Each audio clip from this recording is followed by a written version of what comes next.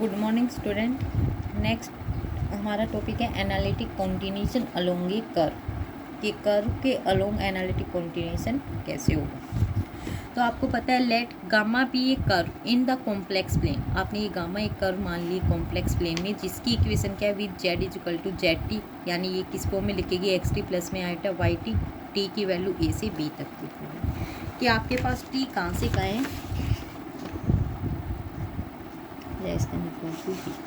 अब हम क्या कर रहे हैं, आपके पास जो ये ए से बी तक का आपका इंटरवल है, इस इंटरवल को हम क्या कर रहे हैं, इसके पार्टीशन कर रहे हैं। ठीक है, किसके फॉर्म में, टी नोट से लेके टी एन तक।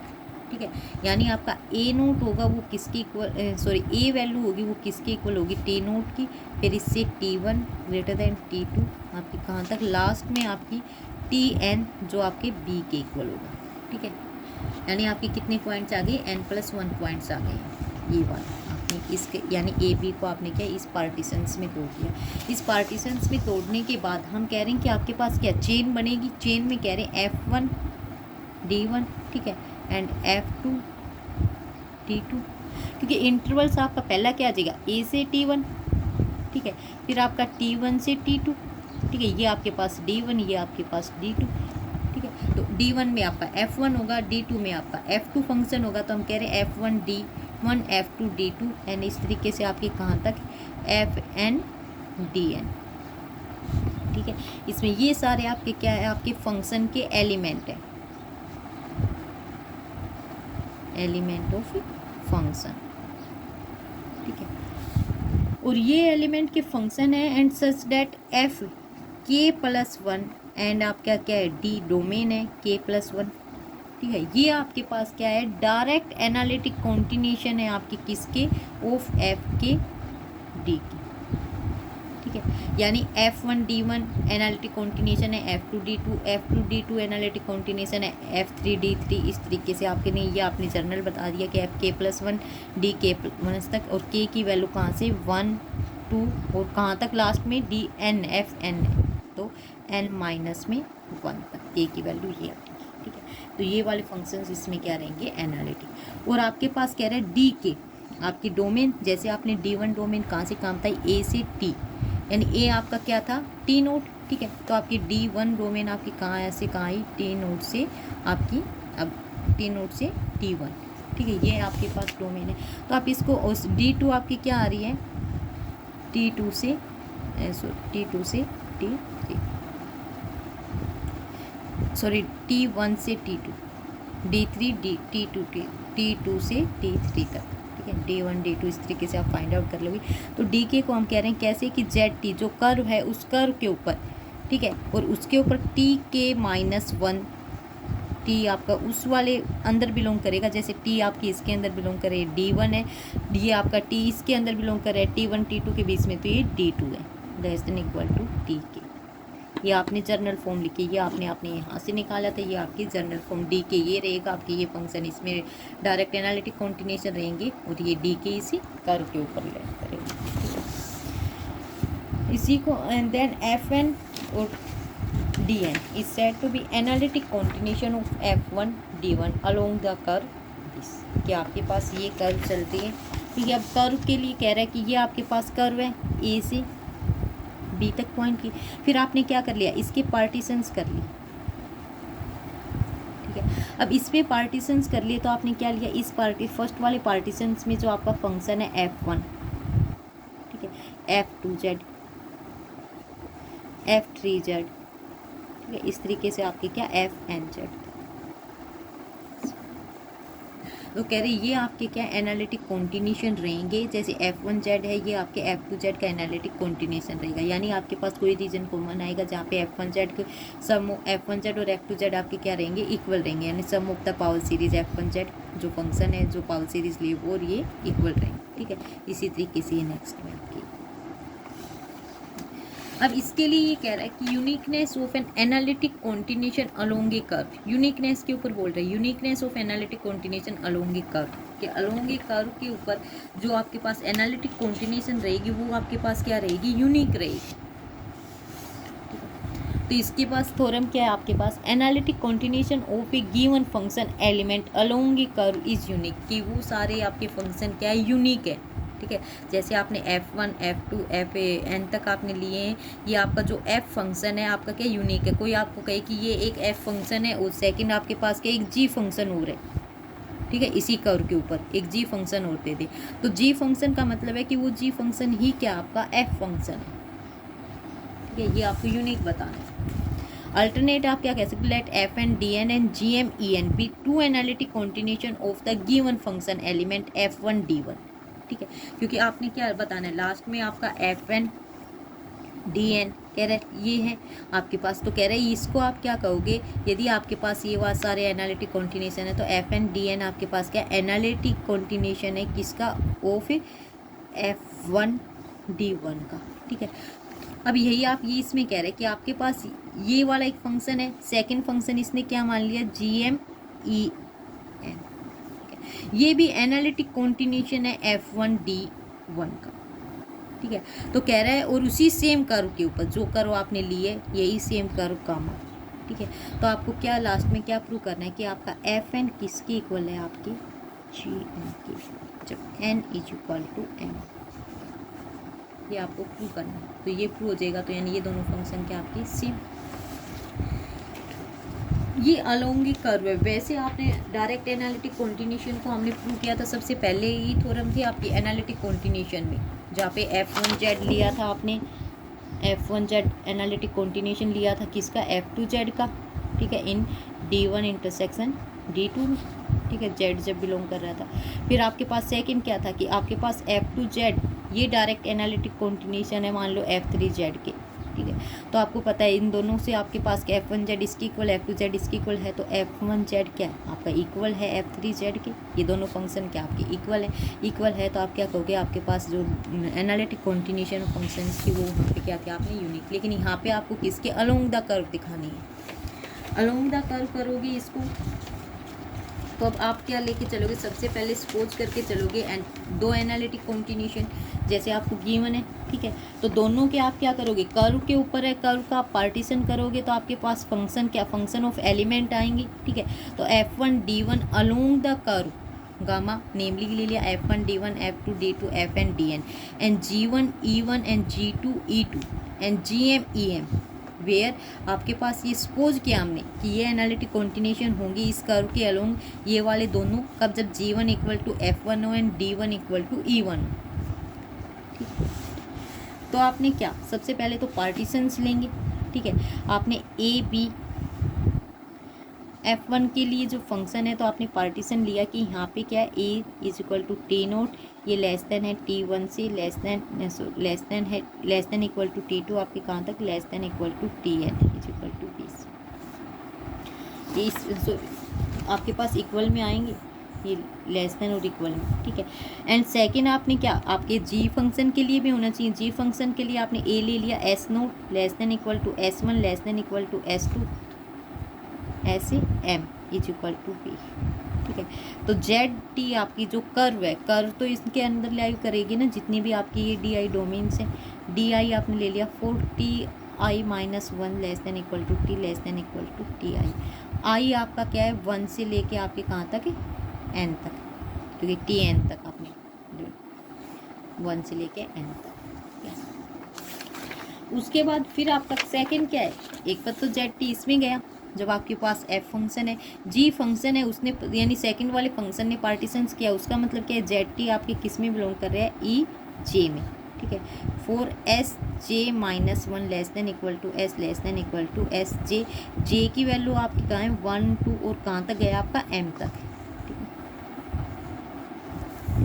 अब हम क्लेम करके चल रहे, we claim that whenever Ti-1 and Ti कोई एक इंटरवल उठा लिया आपने, उसका इंटरसेक्शन किया आपने Sj-1 और Sj, यानी एक यहाँ से आपने इंटरवल उठाया है उसके इंटरसेक्शन इस वाले इंटरवल के साथ किया है और वो कह रहे हो आप नॉट इक्वल टू 5 है,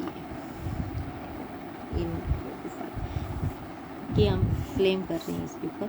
तो सबसे पहले क्या Fi Di, ठीक है, then and Gi EI direct analytic continuation each other है। ये आपके पास क्या है, डायरेक्ट एनालिटिक, सपोज करके चले थे, कॉन्टिन्यूशन ऑफ ईच अदर। आप इसको फर्स्ट नाम ले लो या, ठीक है। फिर हम कह रहे हैं ये आपके पास सर्टेनली ट्रू है, कब, जब i इज इक्वल टू 1 और j इज इक्वल टू क्या हो, 1। यानी आपके पास एंड सिंस भी है वो आपने स्टार्टिंग में किया है, आपके पास क्या गिवन है, f1 is equal to g1, ये इसके लिए ट्रू है, डायरेक्ट एनालिटिक कॉन्टिन्यूशन है, i इज इक्वल टू 1 और j इज इक्वल टू 1 के लिए, ठीक है। तो f1 और g1 आ गए, और आपको पता है सिंस आपने लिया कि f1 और g1 क्या इक्वल है, and d1 equal to e1, first point के लिए। फिर हम सपोज करके चल रहे हैं इसके बाद, लेट अस सपोज दैट कि आपके पास जो इक्वेशन फर्स्ट है ये आपके पास ट्रू नहीं है, यानी आपका f i d i and g i e i आपके पास क्या है, ये डायरेक्ट एनालिटिक कॉन्टिन्यूशन नहीं है, कुछ किसके लिए, फॉर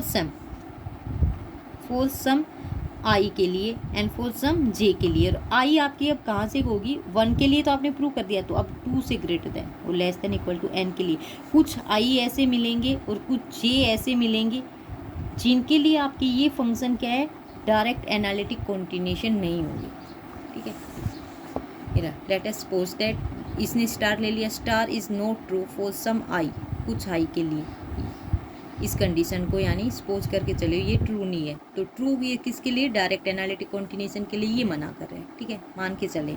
तो फिर उसके लिए आपने क्या लिया, पेयर लिए कि for all such pairs I and J for which star does not hold, हमने वो पेयर्स उठाए हैं जिनके लिए आपकी जो ये इक्वेशन फर्स्ट इक्वेशन है ये होल्ड नहीं करेगी, ठीक है। तो सबसे पहले हमने आई जे चूज किया, ऐसे चूज आपने ऐसे नंबर लिए हैं जिनमें आई प्लस जे करोगे तो मिनिमल एलिमेंट, मतलब सबसे छोटा वाला आई प्लस जे करोगे तो सबसे मिनिमल रहेगी, जैसे यानी मिनिमम होगा या मिनिमल रहेगा, तो आपकी यहाँ से क्या है, हम पेयर लेंगे, आपके पास ये कंडीशन आपको क्या, अब इसमें तो आपके पास t i minus j t i intersection s j minus में आई एस जे आपके पास क्या रहेंगे, नॉट इक्वल टू 5, ये नॉट इक्वल टू 5 आएंगे ना आपके पास।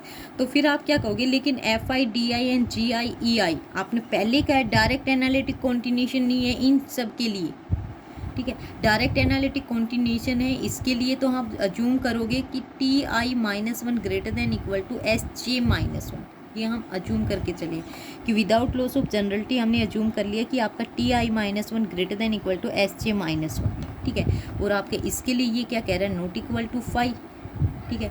फिर नाउ सिंस आप दोबारा ले रहे हो कि s j minus 1 less than equal to t i minus 1 के लिए भी ट्रू नहीं है, इक्वल के लिए ट्रू थी ना, अब यहाँ पे ये ग्रेटर देन इक्वल टू ले लिया, लेस देन इक्वल टू ले लिया, इन दोनों केस से आप क्या कह सकते हो कि आपके पास क्या है, जो टी आई है आपका टी आई माइनस 1 है, किस किस के बीच में बिलोंग करेगा, एस जे माइनस 1 से ग्रेटर देन है, और आपका इससे क्या, आपका ये टी से लेस देन है, ठीक है। तो आप क्या कहोगे, s j minus 1 less than equal to t i minus 1 is less than equal to आपका एस जे, ठीक है, ये आपका टी आई इसमें बिलोंग कर गया। टी आई आपने एक टी आई इंटरवल को किसके अलोंग बिलोंग करवा दिया है, आपके इस close interval S j minus 1 और ऐसे जे वाले से, ठीक है, इस वाले इंटरवल में आपने बिलोंग करवा दिया एक टी वाले एलिमेंट, ठीक है।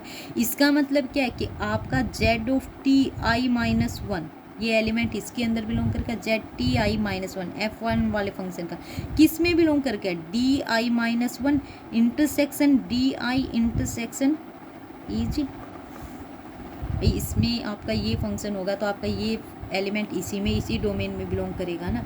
और हम कह रहे हैं कि ये जो इंटरसेक्शन है ये इंटरसेक्शन आपका क्या है, नॉन एम्प्टी है, क्योंकि डी आई माइनस 1 क्या है, T i minus 1 T I ये वाला इंटरवल है, ठीक है, और ये डी आई माइनस 1 ही अगर डी आई आपका क्या हो जाएगा, नेक्स्ट वाला ई जे आपके पास ये हो जाएगा, ठीक है।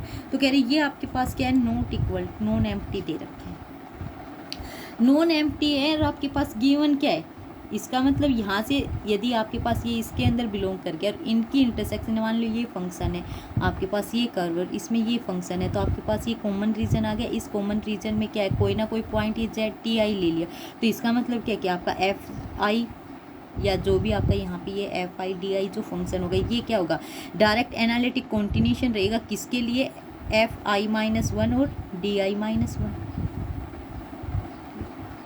भाई आपने ये आपके पास क्या है f1z था, f(i)z जो फंक्शन आप ले रहे हो z ti-1 के लिए, ठीक है। और ये ही आपका किस में आ गया, gj वाले में आ गया।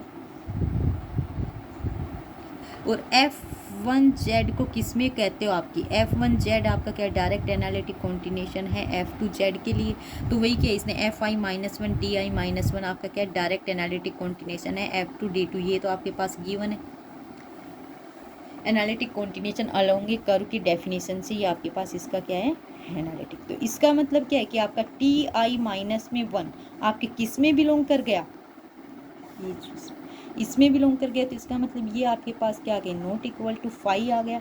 नॉट इक्वल टू फाई आ गया तो आपके पास कह रहा है कि ये जो डायरेक्ट एनालिटिक कॉन्टिन्यूशन इसमें है, इसका मतलब क्या यही डायरेक्ट एनालिटिक कॉन्टिन्यूशन आपके किस में है,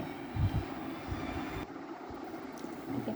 तो आप यहाँ से क्या कहोगे कि आपके पास क्या आ गया fi-1 ti-1, ये डायरेक्ट एनालिटिक कॉन्टिन्यूशन है किसमें, ऑफ gj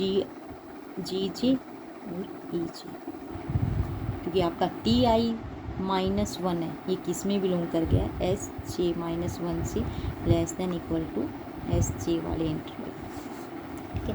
तो यहाँ से ये इसका डायरेक्ट एनालिटिक कॉन्टिन्यूशन हो गया। लेकिन आपके पास क्या है कि सिंस i प्लस में j आपने क्या लिया था, मिनिमम लिया है, तो आपके पास नॉट इन इसका ये क्या आ गया, ये मिनिमल आ गया, ये आपके पास नॉन एम्प्टी है, ये जो आपने लिया है, ठीक है। ये आपके पास डायरेक्ट एनालिटिक कॉन्टिन्यूशन आ गई ji का यहाँ पे। उसके बाद आपके पास क्या कह रहे हैं, ये आपके पास क्या रहेंगे लेस देन इक्वल टू वाले में, यानी आपके पास क्या है आपका ये कॉन्ट्राडिक्शन आ गया, क्योंकि आपने नॉट एनालिटिक का था। इसका मतलब क्या है कि fi इक्वल टू जी आई के लिए ये केस पॉसिबल रहेगा। आई आपका किसके इक्वल है, n के इक्वल, और आपका j किसके इक्वल है, m के इक्वल। तो यहाँ से आपका क्या आ गया fm किसके इक्वल, fn किसके इक्वल रहेगा, आपकी gm के, whenever n is equal to m के। तो आपकी यही आपने क्या बतानी थी आपको, gn इज इक्वल टू जब t आपका इसमें बिलोंग, ठीक है। तो यही आपकी क्या यूनिकनेस है आपके analytic continuation along a curve, क्योंकि आपके सभी क्या हो गए fi-ji के इक्वल हो गए। तो आपका fn जो फंक्शन है, यानी आप f जो फंक्शन लेके चल रहे हो वही आपका क्या है g फंक्शन।